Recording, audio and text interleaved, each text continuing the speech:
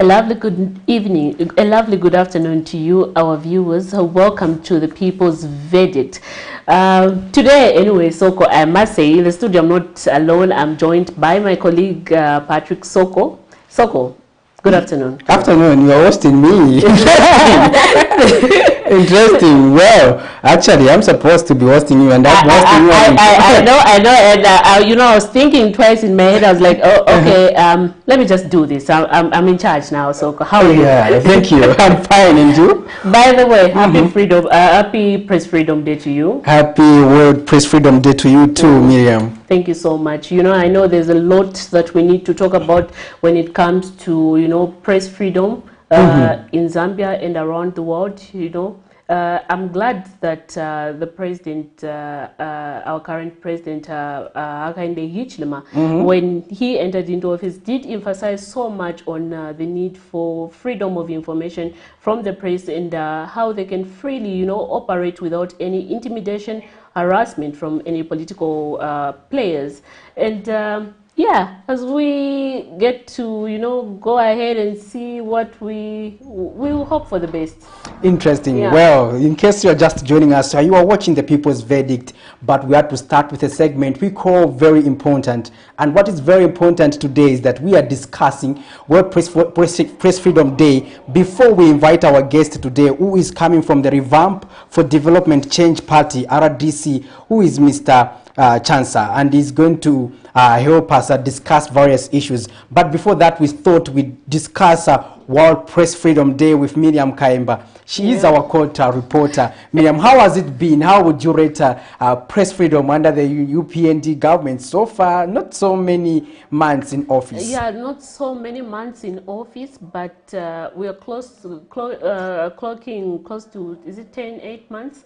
Yeah, but so far so good. We haven't really seen any intimidation or harassment from the government when it comes to how the media operates, and we hope that this continues. You know, Patrick Soko, it becomes very sad when you are a journalist, you are a reporter, you want to execute your duty, and then you have the government, you know, interfering with your work. It becomes hard, you know, to give to the public the needed information, and this is something that we don't want to see. If the media is to, you know, give correct and accurate information, we need to operate freely. And this is what we should always continue advocating for. Yeah. What were some of the activities that you had as the media today, being your day? Yeah, you know, we had the March Past. You know, we had a lot of media organization, you know, taking part in this March Past, joining the rest of the world in commemorating this day, which falls, of course, every year on 3rd May. Yeah, so anyway, as the day goes on, we will continue receiving messages from different people as well, you know, just wishing us a World Press Freedom Day. To us, something, you know, appreciating us, and that is what we love to see.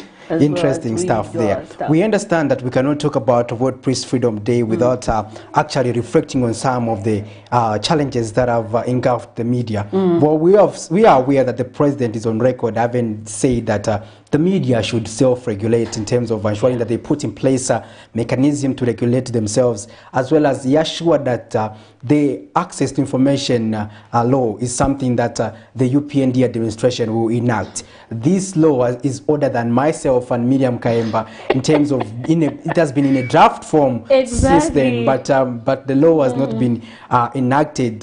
And so if you are a keen follower of current affairs, this government has equally promised, and this is a promise that remains unfulfilled, and we just hope that the access to information law will be enacted before the end of this year, and we just hope that the media will continue keeping the pressure so that this law can come into fruition. Miriam, there's also another issue that reminds us of some of the challenges we face as the media. It is a story that was done by one of the local TV stations where there was a leaked audio, and this media institution has been up in arms with the law enforcement wings. Where did you get the audio and everything, without actually putting emphasis on what was content in the audio, because we talk about media freedom. And these are some of the impediments that come to hinder us. Exactly, and you know, Soko, it becomes very disheartening and sad to see that if law enforcers would go ahead and pounce on media houses and question them where they got the audio, not focusing on what exactly the audio was talking about, it's very sad because, you know, the story is in the audio.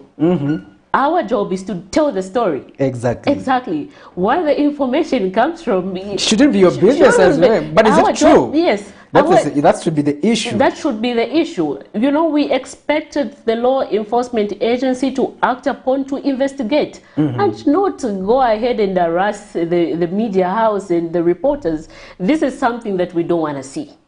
No. Miriam, before I let you go, before we talk, you take over my show today. I'm not taking over your show. I just want to make sure that you can give your concluding remarks, and I'm still wishing you happy World Press Freedom Day. Thank you, Patrick Soko. But as I end my my stay here on your show, Patrick, I'd like to say that we need to stress the importance of a free and independent and safety for journalists in Zambia, so that you know, journalists can continue operating freely without any intimidation from political players, so that as we carry our day-to-day activities, people out there are able to get the correct information without any fear. Because you know, if we don't tell the story as it is, we are destroying the country. What should we expect in the news? So much more. Exactly. Not forgetting our day, of course, you'll be able to see reports coming from some of our colleagues from the newsroom who took part, who were covering the event, the World Press Freedom Day, exactly. So yeah, they did some stories there, and a few more. I wouldn't want to dwell much in that, but anyway, from the court we had Mr. Lusambo being housed on by the Anti-Corruption Commission, and you know, the funny part is that he appeared in court, and after the court adjourned his case, because he was appearing for a mention, so after the court adjourned his case, he immediately walked out. I think he noticed that the officers were waiting for him outside, so he had to go back. He told his wife to go, and he had to go back. So he had to wait like for 30 minutes, thinking the officers will go, but they had to wait for him. They had to wait for him for 30 minutes, and yeah, eventually he decided to go out, and that's how he was pounced on and arrested just there and then. And later on, we saw in the afternoon the Anti-Corruption Commission releasing a statement saying that the reason why he has been arrested is because he was interfering with witnesses in the current case is facing before the courts of law, which is jointly charged with his wife with that is 10 counts of corrupt practice and being in possession of property suspected to be proceeds of crime, among other charges. Interesting. Yeah. Thank you, Miriam, for that update. We are going to let you go for now. Just now we take a break. We'll be back on the other side with my guest on the People's Verdict. Stay tuned.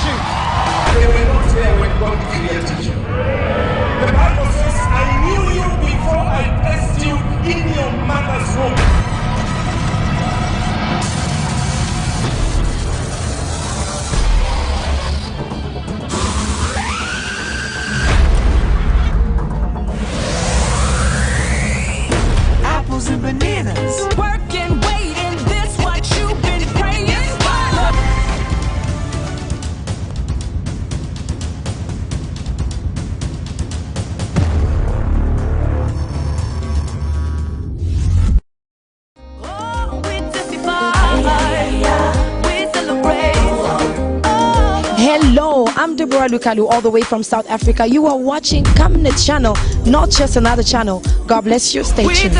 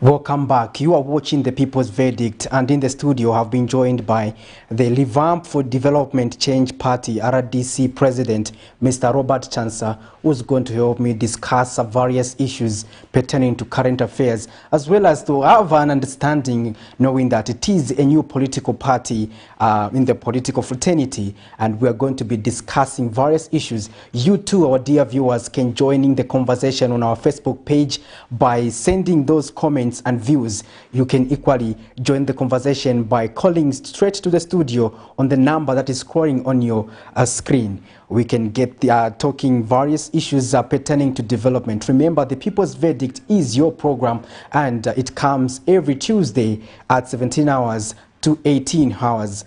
And just now, Mr. Chansa, welcome to the program. Thank you very much for hosting us. We really want to appreciate you, the Cabinet TV, for the job that you're doing as a media station. We are happy that you managed to find time to be with us in the studio. We appreciate too.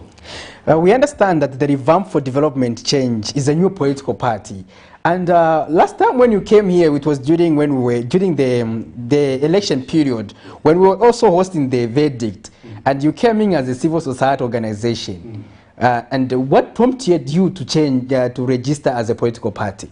Thank you very much, Mr. Soko. I think this is the right time that we, the youths now, we should take part in the administration of this country, because we, the youths, we are the ones who have passed through the challenges, and we are the ones who knows best where to touch if we are to eliminate poverty in the communities, if we are to create employment for ourselves. Because if we won't get to be part of the leadership of this country, then this country cannot develop. Because if we compare our generation from the generation of our leaders now who are leading, you and me will come to agree that this is a different generation.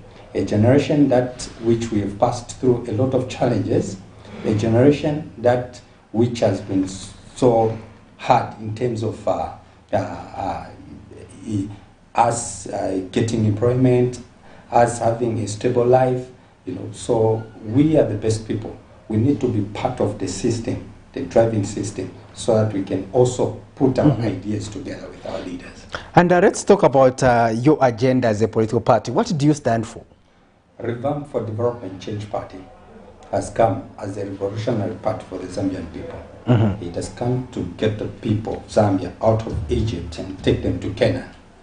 What do we mean when we say taking the people to Canaan? We have come with solutions in which we have to bring on the table to see that we eliminate these high poverty levels in the communities. How are we going to do that? As our objective, we are centered much to revamp agriculture and industrialization. This is where we believe that we can create employment for our fellow youths, we can grow our economy, we can offload cheaper food on the market for the people of Zambia. How can we do it? If we happen to be ushered in government in 2026 through the people of Zambia, within 90 days, we are going to establish parastatal farms in which we should engage ourselves as a government into productivity to produce 1,000 tonnages of wheat, 1,000 tonnages of soybeans, 1,000 tonnages of sunflower, and consume these raw materials into finished goods, such as cooking oil, milling meal. Then we get to export to our neighboring countries to earn the foreign monies. Because you can never grow the economy if you haven't put mechanism to earn foreign money, to earn the money from the outside world. You can only grow your economy if you've got export, more export. So if you've got more export, this is what will help our economy to grow. And also, if as a government, we involve ourselves into productivity, producing soybeans maize, sunflower, and also wheat. These will help us, will be offloaded on the market, and the Zambian people will have cheaper food. The Zambian people will have access to cheaper food, because as a government, we are able to provide for our people. We cannot depend on small-scale farmers, in which we have seen the high cost of products, which we haven't supported our small-scale farmers in terms of resources. But there's a FISIP which the government is providing. Yes, that FISIP, as Revamp for Development Change Party, we are not seeing it to be a solution in which it is supporting muchly the small-scale farmers, because you can understand where people, our small-scale farmers, end up even getting 4 bags. What will our farmer do out of 4 bags? 2 basil dressing, 2 top dressing. What will our farmer do with that? As we want to engage ourselves into revamping even industries such as nitrogen chemicals. And at the moment you think the current government is not doing enough? The current government, yes. They are not taking agriculture seriously, and they are not supporting it to the extent where it's supposed to be supported. Because we have seen the tonnages which were just offloaded to our farmers, and when we look at the price of fertilizer, from 700 from the previous regime to 1,400, 1,200, you see. So there's a lot of, there's much effort which is needed to be put in place. So still talking about your political party, they say in order for a political party to be considered as viable or effective, it should be participating in by-elections. And we had the by-elections recently.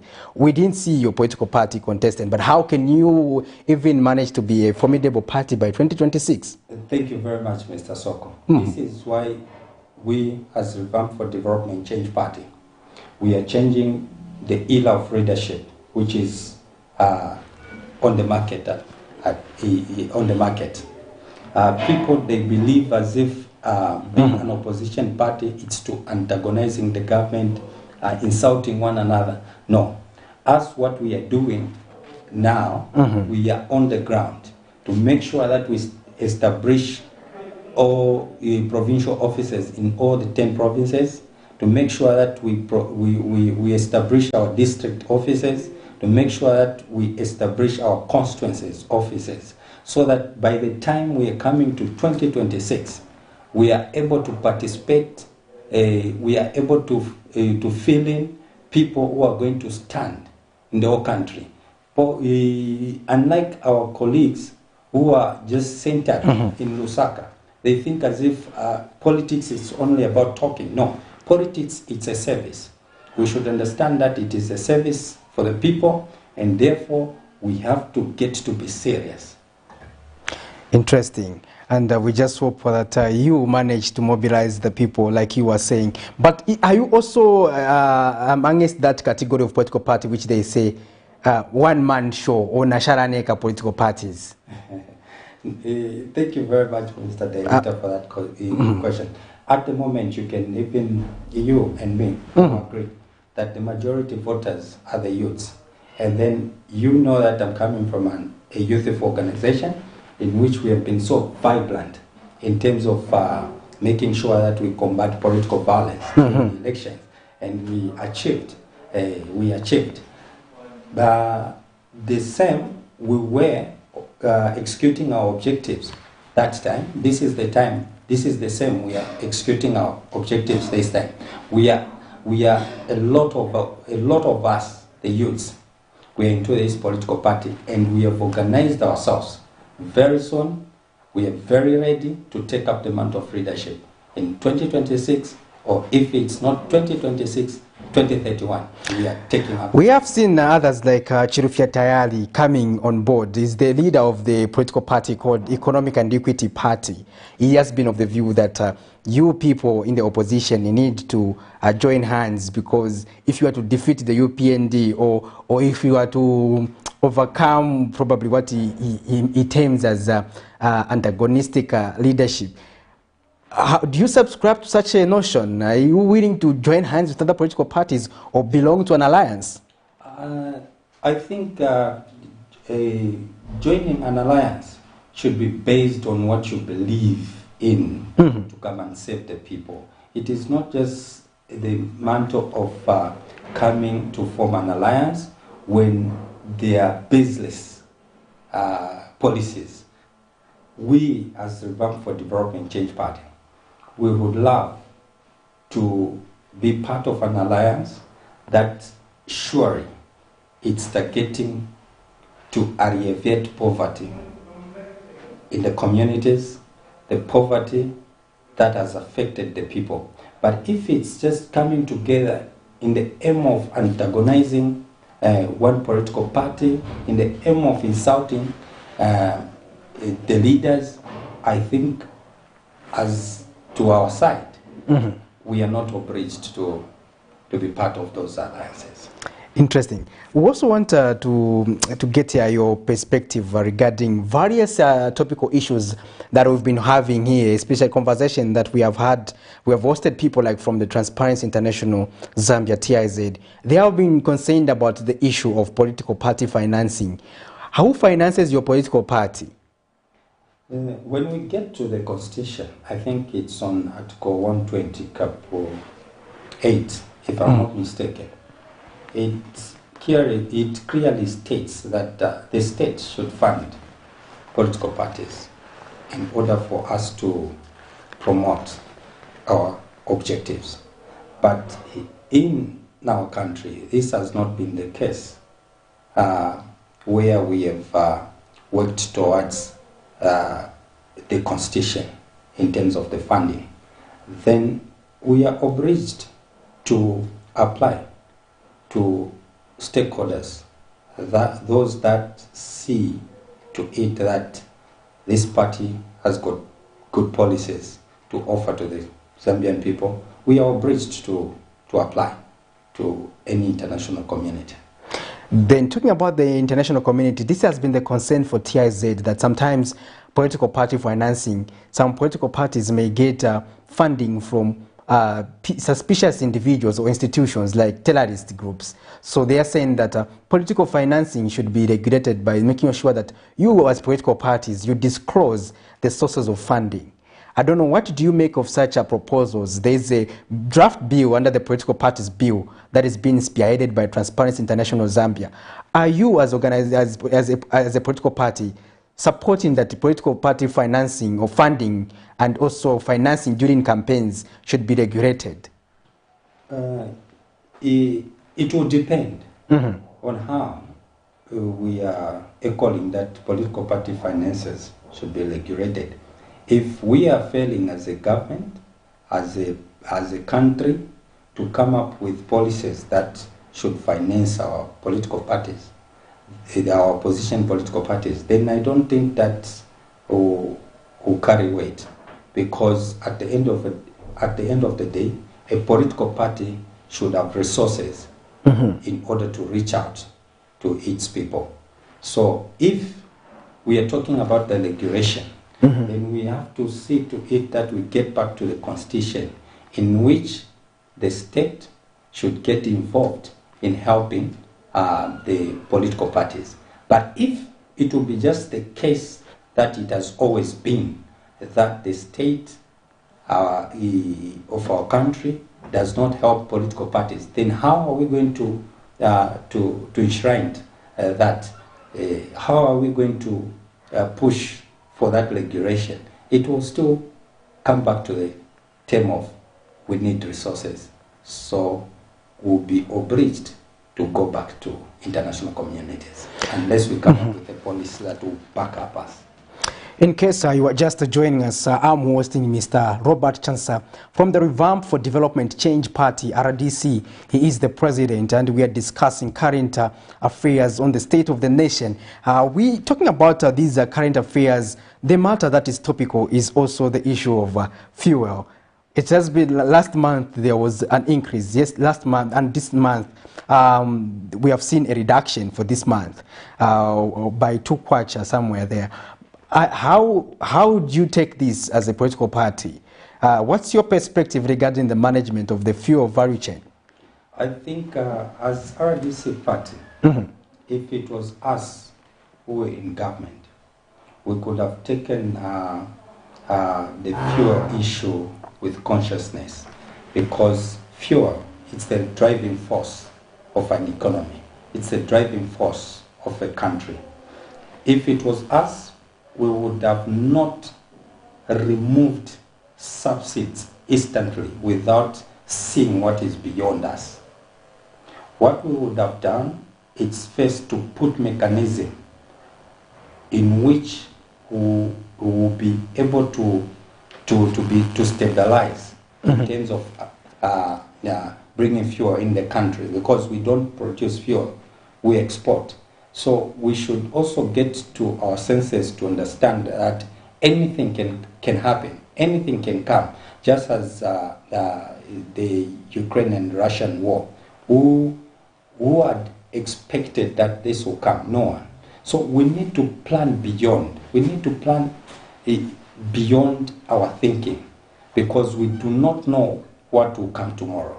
So if it was us, we would have not removed subsidies just there and there on fuel.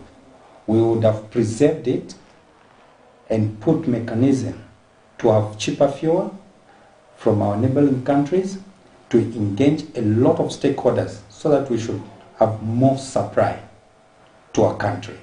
Then after that, that's when we will consider removing subsidy in percentages until we see that we are able to support ourselves with enough cheaper fuel for the country. This is why we've come to the point of high cost of living, high escalating of the cost of living is just going high each and every day. It's because we did not manage well this fuel issue. If we had managed well, we could have even put a stability to the cost of living. How can we manage better this escalating cost of living? We hope that the UPND should now, this is the time that they should pull up their stockings.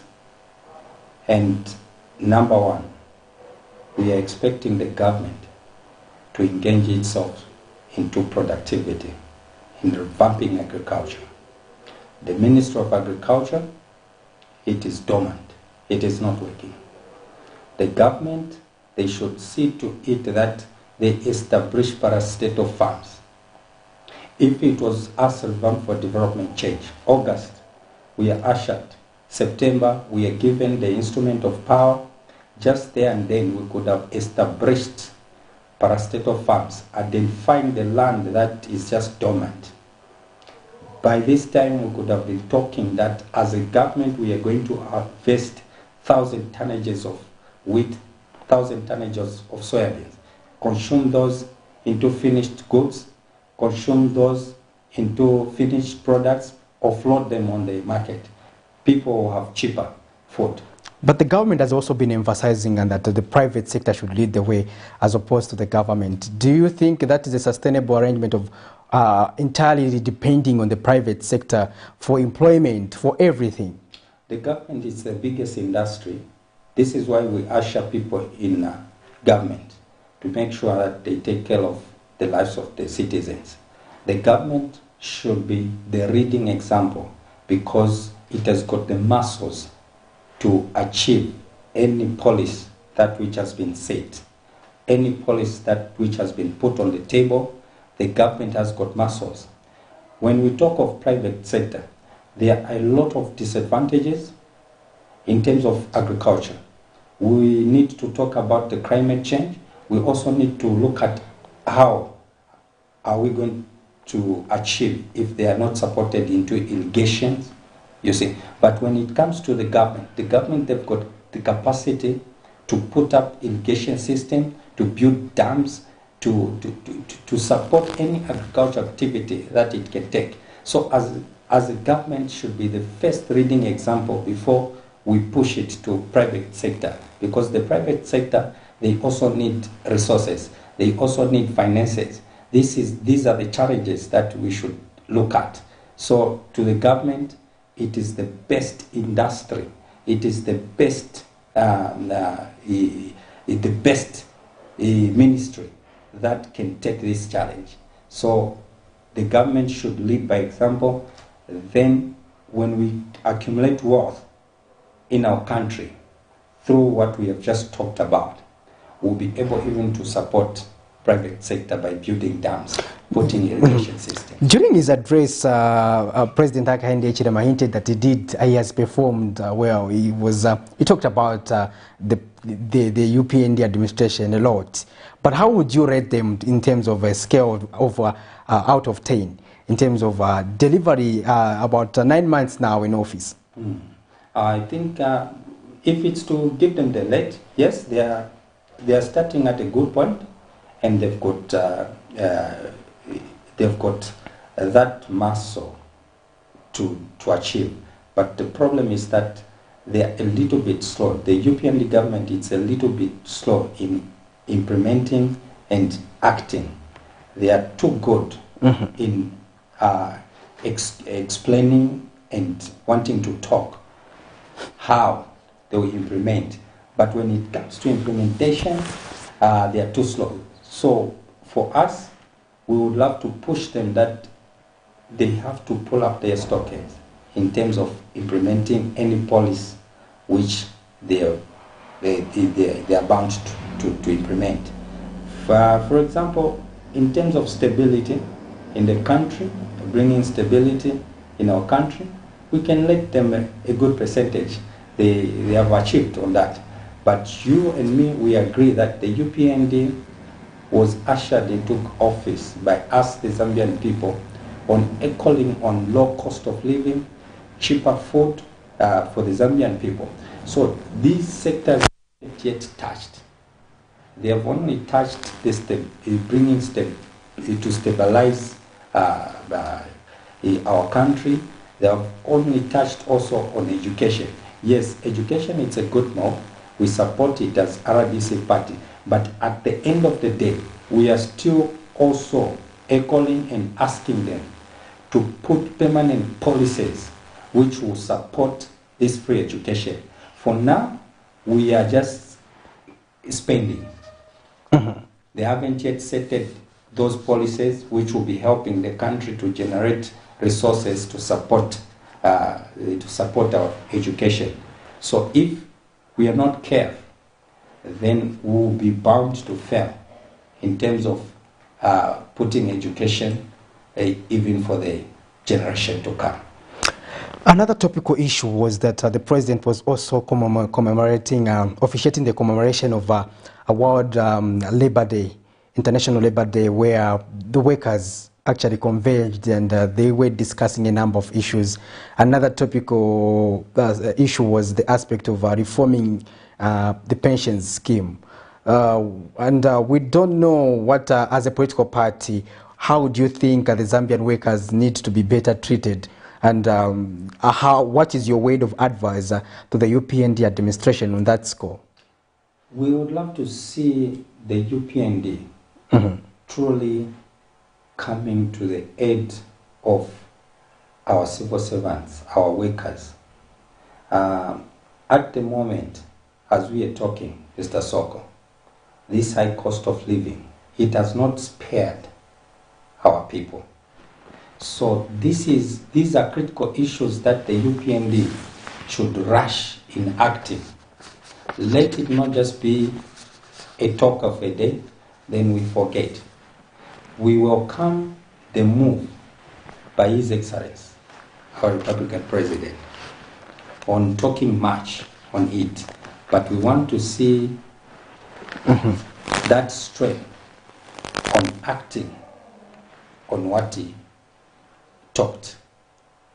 We want to see in which the people who are laboring are safeguarded. At the moment, when we look at what they are getting and we compare to the cost of living, it is beating them by 100%, in which not even a coin will be left in the pocket of a person who is laboring for this country. So if it was us, Revamp for Development Change Party, these are the things that we would have brought on the table to bring them as priorities. Find solutions in tackling them, find solutions in making sure that any person who retires, it should not be above 6 months, a year without getting his retirement benefit. When is he going to invest his money? When is he going to get to be part of the agricultural revamping which we are echoing upon? Because we believe that our people who get out of employment, who retires, they have to be part of us now. They get to be people who should involve themselves into agriculture. But if, as a country, we are failing to make sure that their needs are provided in time, then we are bound to fail as a country. This is why we can see these much high poverty levels amongst our people. In case you are just joining us, you are watching The People's Verdict with me, Patrick Soko, and I'm hosting the Revamp for Development Change Party RDC President, Mr. Robert Chansa. In case you wanted to add your views on the program, you can call us now and join the conversation. And we are also commemorating World Press Freedom Day today, Mr. Chansa. And just your perspective on that. First, we want to echo our congratulations to you, our journalists, and all the medias, especially the private medias. You have been doing a tireless job in terms of making sure that you bring critical issues to the attention of the Zambian people. We would love to see also our government, through our Republican President, President Hakainde Hichilema, in supporting you, the private media stations. We want to see a policy which should be brought that you as media houses, you should also have the capacity to be funded so that you grow these media. Because you as the media, you have even helped the government in terms of employing the majority of our fellow youths. A lot of our fellow youths, they're employed into private media. So we would love to see a government that will support the media station. It should not just be a celebration on the mouth, but it should also be a celebration to support you. If we had a previous government supporting musicians, acknowledging almost 30 million kwacha for musicians, why can't we have a government who will come and say we are acknowledging this 100 million for private media stations so that they can boost their business, they can grow these media stations. In as much as you can grow these media stations, you are going to swallow a lot of our fellow youths who are out there who have got no employment. They'll be able to be accorded space for work. So this is what we are looking forward as Revamp for Development Change Party. These are the policies that we as Revamp for Development Change Party, if given the chance by the Zambian people to form government, we are coming to enact these policies. Interesting. Now, Mr. Chansa, as we draw closer to the end of our conversation, we also want to understand what should the people expect from your organization or your political grouping in the political fraternity? The Zambian people should expect now new era of leadership, which is coming by us, the owners of this country, the youths. We are the best people who can develop this country because we are the best people who have grown under difficult challenges in which you, Mr. Soko, at the same time you have to sustain your life, at the same time you have to support yourself for education, at the same time you have to push your children to school. When you look at the experiences that you have, they are better off experiences than our old folks of politicians who are our leaders now, because them, they had grown under an enabling environment where education was free, food was even free. They used to even have a glass of milk and egg under the policies of Dr. Kenneth Kaunda. So they have not grown in the generation of challenges. This is why they can't have that wisdom and knowledge to develop this country.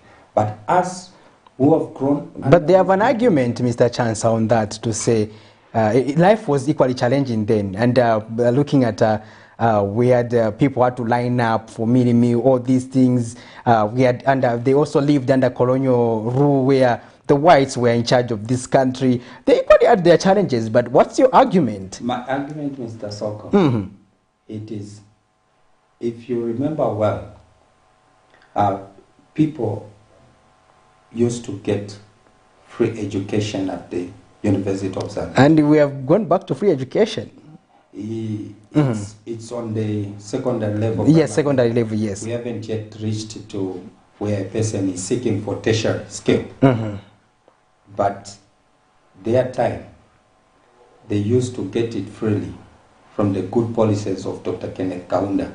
You find that a person has not yet even graduated, the employment, it's waiting out there. You find that even people who are still in school, they are offered employment. But it is different with us. That time, the environment, it was so enabling because we had a great leader who was thinking beyond that after me, I should need these youths to come and lead. This is what we also need. These leaders that we have, since they had grown in an enabling environment where things were easy to access, even businesses, it was easy to do business. This is why they accumulated wealth in this country, because the environment was favoring them. But this time, for us, the environment is so difficult that it's not favoring as it was. So we need to come up with strong policies which will help us, that we make the environment to be favorable for each and every person. We have got doctors, teachers, nurses who have graduated. They are just languishing in the communities. We have got the majority of the people have not attended education. They are languishing in the communities. We need also to engage them by coming up with mechanism in which we are going to support them so that we remove this high illiteracy level amongst ourselves. There are a lot of ways in which we can implement those policies. There are a lot of ways in which we can help our mothers who are in their houses, who are going through challenges, in which we can support them even to acquire some skills, so that we should reduce even this GBV, which is happening in the communities because of the money that the husband brings. It's not enough. It's not affording a house. Out of that, quarrels are coming. So if we can come up as a government, finding means and ways in how we can support even our mothers to acquire skills, not really by pushing them to get to school, but we can create youth resource training centers. Those training centers in communities, they can offer skills even to our mothers out there, so that also our mothers can become independent. They can support even the families. I think we'll reduce all these issues that it's affecting the communities. Interesting. We want to thank you, Mr. Chancellor, for finding time to be with us in the studio and have this conversation today. Thank you very much, Mr. Soko. We also want to thank the Cabinet TV Media House for the good job that it's doing, and even also private media stations. We will keep on emphasizing and appealing to the government that we want to see a policy that which will support the private media stations, because we want to see that, because we want our youths to be given opportunities in terms of employment. Thank you. There you have it, our dear viewers. We have come to the end of this edition of The People's Verdict. We've been talking about the state of the nation, and the leader of the Revamp for Development Change Party, RDC President, Mr. Robert Chancellor, has been helping me to dissect issues pertaining to the current affairs. And earlier on, I was graced by my colleague, our court reporter, Miriam Kaemba, whom together we were talking about the World Press Freedom Day. And today, this day is where journalists are reflecting on various issues affecting the media industry. And the theme for this year is journalism under surveillance. And it's quite an interesting theme where the media is under scrutiny, and the politicians also want to know the people behind the blogs or social media platforms, and they want to survey and check on what are they covering, whom are they looking at. People don't understand that the media has the responsibility to cover diverse issues, both for and those that are against the government. It is the duty to inform the masses on various issues that are happening. The loyalty of journalism is to the public and not to the politicians. And from me and the rest of the entire production crew, this has been Patrick Soko, and stay tuned to Cabinet TV and enjoy the rest of the programming.